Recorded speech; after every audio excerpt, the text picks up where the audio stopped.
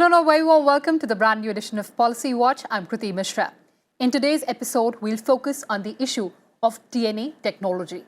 In a landmark decision, the Lok Sabha passed the DNA Technology Use and Application Regulation Bill 2019. The bill allows the use of this technology to establish the identity of persons in matters of crime, parentage dispute, immigration, and transplantation of human organs. According to the bill, written consent is required for DNA samples to be collected, processed, and included in the database, except from those who have committed crimes with punishment of 7 years. And for more on this, I'm joined by Professor S.E. Hasnain, Vice-Chancellor, Jamia Hamdard, Dr. Abhishek Yadav, Department of Forensic Medicine, AIIMS. They're joining us in the studio. And you also have Dr. Vikram Singh, former DGP, Uttar Pradesh. Welcome to Rajya Sabha Television, all of you. Dr. Abhishek, before we get deeper insights, help us deconstruct and demystify the concept of DNA technology. The human body is made up of basic units that are called cells. In cells, every single nucleus, the DNA is present. So basically, in all of our body, in all the cells, the human body will be having DNA. And the uniqueness of DNA is it is individual pattern plus the possibility of match is 1 in million. So in 1984, that DNA was started in criminal investigation in a case in United Kingdom. After that, there have been many important cases in which DNA have been the mainstay of the criminal investigation. And as a man of forensic medicine, so we are also dealing every day in the cases related where the DNA evidences have been used for the conviction and for the solving of the crime. Professor Hasnain, the Lok Sabha has already passed DNA Technology Use and Application Regulation Bill 2019. Tell us about the journey of this bill, the salient features of this bill, and why is it important to have such a law in the country?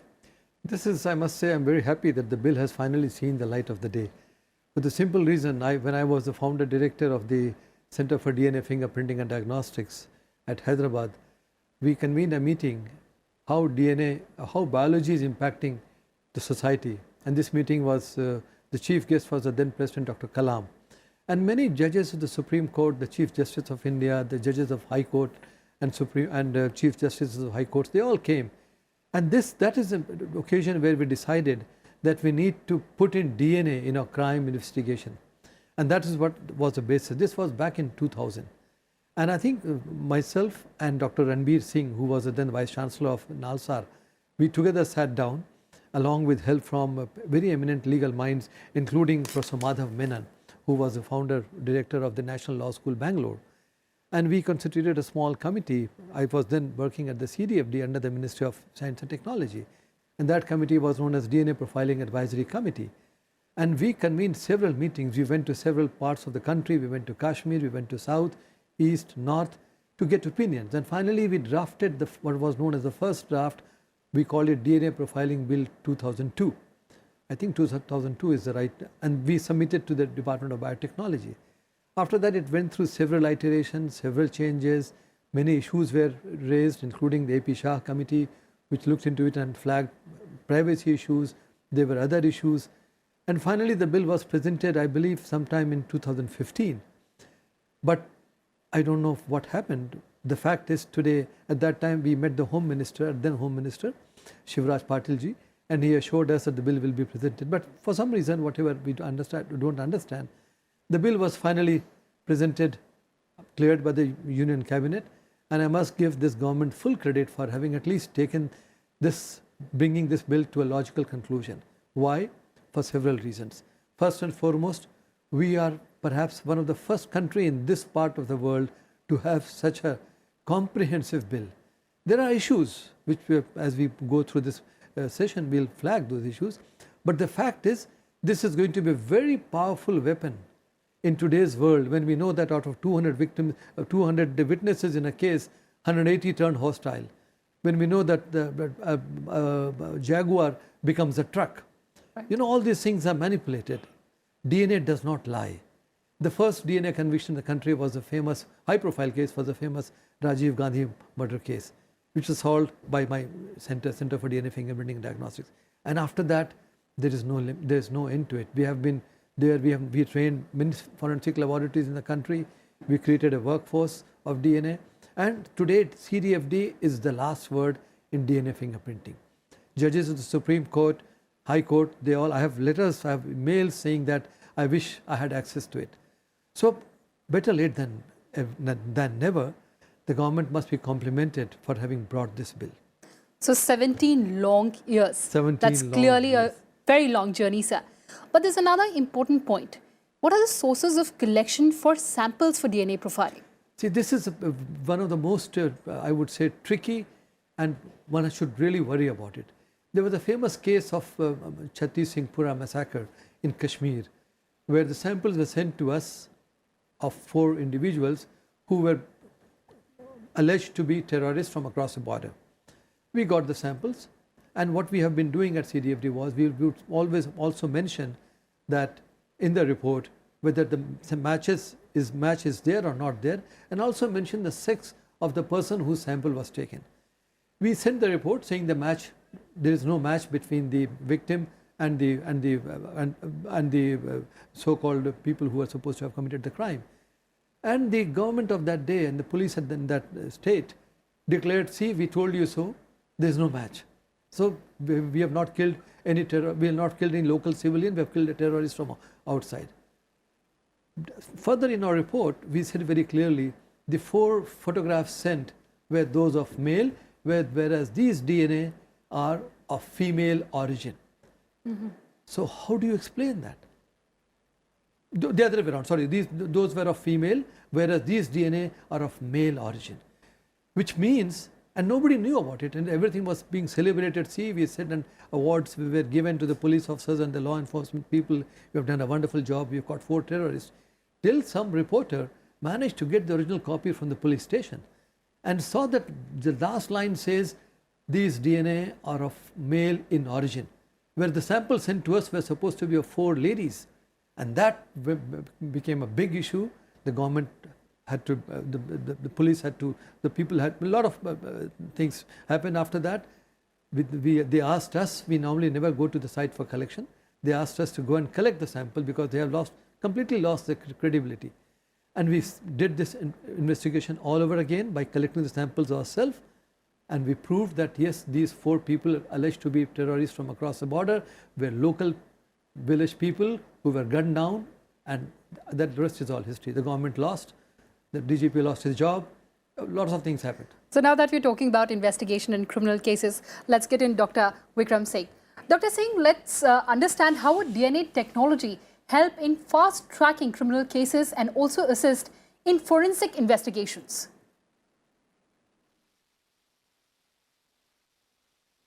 Kriti ji, I do share the enthusiasm of Professor Hasnain, and as much and much more.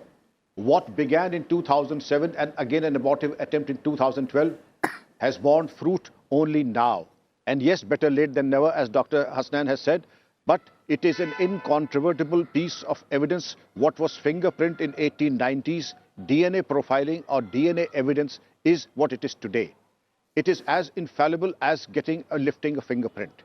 Now, Dr. Yadav has lucidly explained. In 1953, we had Watson and Crick giving us the double helix model, and then we had chromosomes and the double helix, the DNA, of course, the very technical part. But as far as investigation is concerned, any body part or any derivative of body part, you can have incontrovertible evidence, and that can go a long way. And the courts do place very great reliance, and I could give you any number of cases where this evidence was used, where, of course, the wonderful team of Professor Hasnain and also Dr. Ramji Singh, who also became the Vice-Chancellor of BHU, ultimately they are pioneers in this technology and in this path-breaking research. And in investigation, suppose it's a murder, a rape, unidentified dead body, or matter of inheritance and parentage, DNA profiling and DNA test is the ultimate, and nobody in the world can contradict it if you have the requisite evidence and the requisite precaution is taken. Dr. Hasnain ran the extra mile, went to Kashmir himself. We, of course, do not have the luxury of picking it up. We even have a shortage of those investigators who are trained, forensic scientists who are suitably trained and coached to pick up requisite sample, preserve it and send it to the forensic science laboratory. I do hope we have better times in future, and I'm sure of that, because in times to come, this will be the investigation tool that will be required by all police stations, all investigators, and in not only in the cases of Indian Penal Code 1860, but Suppression of Immoral Traffic Act 1955, Medical Termination of Pregnancy Act, and also Motor Vehicles Act. I could also give any, but the law mandates that these are the statutes that can be covered as of now. But I'm sure there will be very many civil cases that can cover where parentage is questioned, where other things are matter of debate. But civil matters will be considered only on the request of the complainant, not otherwise. But it is an important tool, and I'm very excited about the possible outcome and the prognosis of this technology. Absolutely, sir. You've just mentioned that it is a very important tool. There's another very imperative aspect, and that is how will this technology help us identifying the missing persons?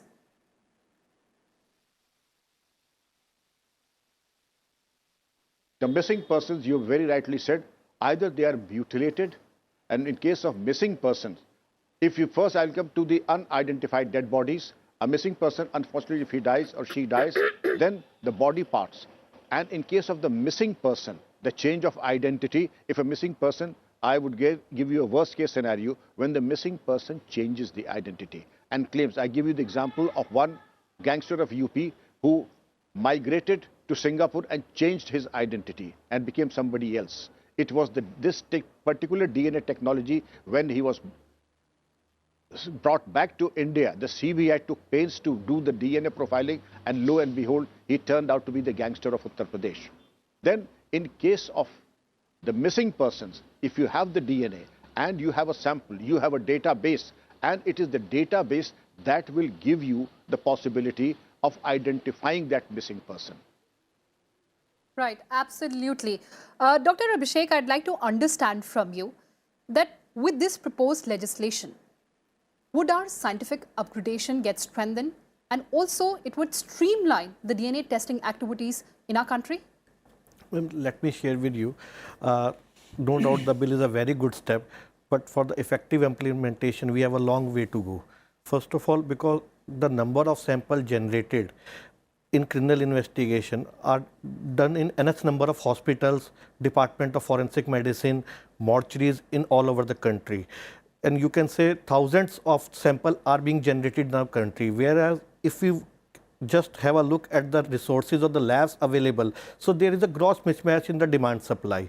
So for that number of samples, we have to develop adequate resources so that those samples can be processed in the limited time frame, and the criminal justice delivery system can get the reports of the DNA analysis quickly for the effective conviction or prosecution whatsoever. And moreover, the current labs also have to be modernized for the high throughput DNA labs, so that instead of 1 or 2 samples being processed at a time, around 40 to 50 samples can be processed. In fact, in our department, I will like to share you, we have made a proposal regarding the same and submitted to the authorities for the catering of the samples generated our center, because at AIMS we are conducting around 3,000 autopsies per year, and in different cases different samples are being generated, and plus other medical legal cases also, like the examination of sexual accused and the examination of the survivors of the sexual assault. And one more aspect which I would like to share, and will continue regarding the point of Dr. Vikram Singh sir, that the unidentified dead bodies. I myself was the principal investigator we conducted a study from 2010 to 2014, and in 5 years around 18.3% of the bodies coming to the AIMS hospital were of unidentified dead bodies, and they seldom get identified. Reasons are many, because most of the people are immigrant. The police no doubt have effective guidelines and protocols regarding their publication in the newspaper. They have a ZipNet network, but the point is sometimes the relatives are not that much literate, and when they come to know about the missing status of their relative, a significant time has passed, until then the postmortem etc. has been completed. Okay. So if we maintain, and in that our study we recommended we recommended for a national DNA database, and that was published in the International Forensic Medicine Journal of United Kingdom. So if we have a DNA database, at least after a after time gap, the relatives can have an emotional end to the search of their kin. Absolutely. So you're talking about the database, and I'll take that to Dr. Hasnain. Dr. Hasnain, the bill envisages establishment of DNA regulatory board and also DNA banks, regional level also and national level also. Can you elucidate a bit more on that? Yes. First and foremost, the regulatory board is a very important body. That's the supreme body. That has been given the task of almost everything, starting from setting standards to ensuring quality, to ensuring that things have been done properly, and also to ensuring that the samples are stored properly and destroyed if not, and offenders are identified. That is the role of that is actually the body in this bill. That's the most critical body, and rightly so. It is a very very high-powered body. It's chaired by the Secretary of Government of India, Department of Biotechnology, and it has several joint secretary and above level officials and DGPs of 3 or 4 states and all. The DNA data bank is something which is very interesting here, and I would like to flag that, the interesting part. As Dr. Abhishek rightly mentioned, we are talking about one of the most, of course, in crime investigation, wherever DNA has been applied, conviction is almost assured. In today's India, conviction rate is very, very poor. For whatever reason, I'm not blaming anybody. But wherever DNA evidence is available, conviction rate is literally, there's no other option but to give a conviction. The bill says that if the sample has been collected for a particular purpose, it can't be used for another purpose. And that, I think, could be misused or could have a problem. I'll tell you why. Let's say I've collected the sample of somebody for a particular purpose of investigation in his involvement in a murder case or something. It so happens that that person is declared innocent. Fine. Tomorrow, this person loses a child or some of his relatives disappear. What the DGP rightly mentioned about a very high-profile case where DNA identified somebody trying to rediscover themselves and reinvent themselves in a new form, in a new name. DNA cannot change, so he was nabbed. But let's say I'm lost lost in the city, or then I don't know, and eventually I die. Then first and foremost thing, very important for this DNA database should be to have provisions to secure and the DNA profile of all unclaimed bodies. That's very important. Right. Now, let me tell you the scenario. When we have the database of an unclaimed body and we know the profile, the question is, this gentleman who was earlier suspected to be a murderer involved in a crime, finally exonerated completely, acquitted completely, he loses some family member. Now his sample cannot be used to identify or compare with a dead body found in a city or somewhere. Absolutely, absolutely. That is what it says. You can't use the same sample you have to use the same sample only for that purpose for which it has been created. Now I think this is something which we need to rectify this. I'm sure there will be provisions for that. We know we had this case of tsunami in India, and I must say my Center for DNA Fingerprinting and Diagnostics played a major role in identifying a large number of tsunami victims. We recreated the entire identity from body parts, something similar to what 9/11 in America did. From body parts, a few thousand body parts, they identified few hundred people. We did the same thing in India. Press did not talk much about it, and that's typical for our press. Press talks only things which increases the TRP. But no, sir, this is also very important. But this is something which CDFD did, and we are very proud. I sent my team personally at that time. Now, in this case, it was possible because people who were trying to trace their loved ones were willing to volunteer to give their DNA. They were dead, but as Abhishek rightly points out, at least they were given a decent burial or they were cremated as per the wishes of the family. But now that we're talking about elements of security and privacy, I'll get in Dr. Singh. Dr. Singh, how can the government ensure that there's no misuse or abuse of information and that the privacy of citizens that is upheld?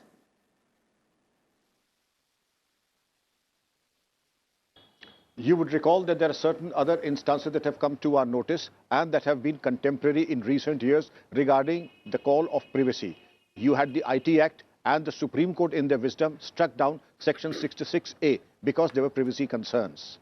Likewise here also, when it is just a matter of civil concern, then there are two clauses on which the DNA profiling cannot be done. That is the physical and the medical characteristics of the owner. These two parameters will not be incorporated. At the same time, the concept of privacy is very much there, and it is taking a concrete shape now, which was non-existent about 10 years ago. But now, after 66A and other concerns, I feel that in this case too, that sense of privacy and the concept of privacy has been inbuilt in it, and the question of physiognomy, the physical features and the medical aspects of the donor or the person cannot be incorporated in the DNA banks. Therefore, I think due care and caution has been taken, and if there is a default, I think there is a penal provision also for that, that if there is a default by the bank, their action can be taken. What are the penal under provisions, privacy sir? laws and under this act too. What are the penal provisions, sir? I would say there is the penal provisions in the Indian Penal Code that if I were to infringe somebody's privacy, there is action in the offence on the body, any body offence that impinges. Like in case of a woman, it will be slightly different in case of a woman. But IPC has certain provisions when there are offences against the body. Those provisions of the Indian Penal Code can be invoked to punish a person when you infringe the privacy of a person. And why only of a person? Even if the privacy of the dead body, of a corpse, even then that is punishable under the provisions of the Indian Penal Code. Professor Hasnain, you wanted to comment? I would like just to add to what our DGP Sahab has rightly said. See, the DNA profile as such is very neutral. When I say neutral, all we know the DNA is what we are. It can decide whether I'll have TB or not. It can decide whether I'll have HIV or not. It can decide whether I'll be gay or a heterosexual or bisexual. It's all in my DNA. And that those phenotypic features and medical features are not evident from the DNA profile. But one of the provision of this act which I was going through is matter of little concern, which I'm sure the government can address it. And the concern is, it says once a biological sample has been taken and DNA profile made, the sample will be destroyed. Very good. Or there's an option, or it will be handed over back to the agency that gave the sample. Now that is where I think it could be a possible problem. Why? Because based on my DNA, based on my health evaluation on my DNA, the agency can charge me tons of money as premium. They can refuse treatment to me, or I cannot be married because I have other tendencies in me. So it could go against me. Now if the sample is destroyed right after DNA profile has been created, wonderful. But when you pass it on to an agency, and that to some person coming and bringing the sample, he may be lured by, ye mujhe de do, main isko use karunga kisi. Absolutely. So meticulous implementation is required. So the sample, the DNA which today profile is neutral, may not necessarily be neutral, and that is a concern I have. So you're talking about the bill, effective implementation of the clauses and of course of this proposed legislation. Absolutely. Dr. Abhishek, more than 50 countries have come up with such a law. Certainly, they've realized the utility of DNA technology, and a beginning has also been made in India. Yes, ma'am. Now DNA, like that current bill addresses criminal justice system. First, I would like to add to the search point, because when we are storing the DNA sample, that contains each and every individual about us, our family, our ancestral lineage, and our character set, etc. But the profile that will be generated is only contains a limited information used, and that information is used for identification purpose only. And that basically that regions are dysfunctional regions in an individual DNA, which are individual to each and every person, to one person only. Right. Now, plus the disaster victim identification also. It is a new concept in India, and particularly after the major disaster like Kedarnath, etc. So we are in Department of Forensic Medicine, AIMS, we are also working towards the dignified management of that. In that part, one aspect is disaster victim identification, and for that DNA is the mainstay. Absolutely. So DNA technology will open new vistas as far as criminal investigation in the country is concerned. Thank you so much for joining us, gentlemen. So the proposed law will empower the justice delivery system by enabling the application of DNA technology, which is considered the gold standard in crime investigations. That's all we had for you in this edition. Thanks for watching and stay tuned to Rajya Sabha Television.